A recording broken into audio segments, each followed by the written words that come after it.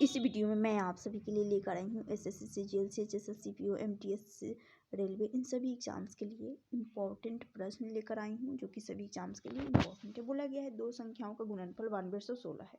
जब बड़ी संख्या को छोटी संख्या से विभाजित किया जाता है तो भागफल 16 और शेषफल 0 प्राप्त होता है। दोनों संख्याओं के बीच का अंतर निकालिए। अब दो संख्याएं क्या क्या लेंगे, दो संख्या कुछ भी मान सकते हैं। तो मैं x मान रही हूँ और बड़ी और छोटी बोला गया है, तो बड़ी संख्या x मान लूंगी, छोटी संख्या y, और इन्हीं दोनों का गुणनफल 9216 बोला गया है। अब आगे क्या बोला गया है, आगे की लाइन में यहाँ पर बोला गया है, आगे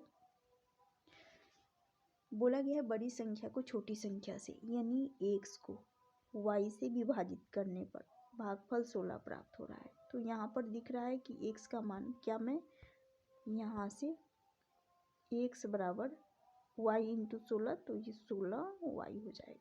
क्लियर, क्रॉस मल्टीप्लाई कर दिए तो क्या इस x की जगह पर इस 16y को पुट कर सकते हैं। हाँ, तो यहाँ पर 16y रख रही हूँ।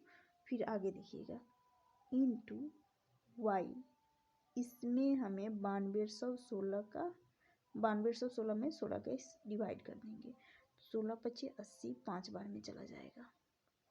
फिर यहाँ पर बचेगा कितना, 12 सत्ते सॉरी हाँ 16 पच्चीस 80, फिर यहाँ से 7 बार में जा रहा है, उसके बाद 6 बार में चला जाएगा। यानी y जो y स्क्वायर 2 बार है y, तो y स्क्वायर यहाँ से 576 यदि दे रखा है, हमें सिंपली y का मान चाहिए, y का मान चाहिए, तो ये अंडर रूट 576 हो गया।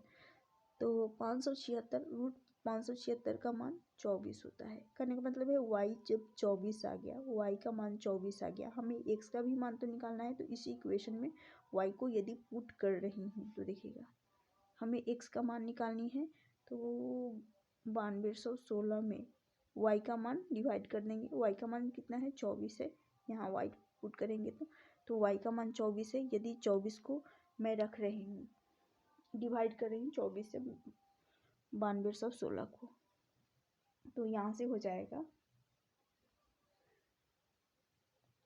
डिवाइड करेंगे 12 से, 12 सत्ते 84, 7 बार में चला जाएगा। फिर ये 12 छक 72, फिर 8 से चला जाएगा, 12 दूनी 24, फिर इस 2 से इसको काट रही हूँ तो यहाँ से 384 आ रहा है। कहने का मतलब है x और y हमें दोनों पता चल गया है, x का मान भी और y का मान भी। तो x का मान कितना है, x का मान है 384 और y का मान है 24। इन्हीं दोनों का अंतर पूछा गया है, तो अंतर कितना हो जाएगा, 360 होगा। ऑप्शन डी होगा इस प्रश्न का सही आंसर। यदि पूछा जाता छोटी संख्या तो 24 और बड़ी संख्या तो 384, यानी बड़ी संख्या x। तो इसका सही आंसर ऑप्शन डी।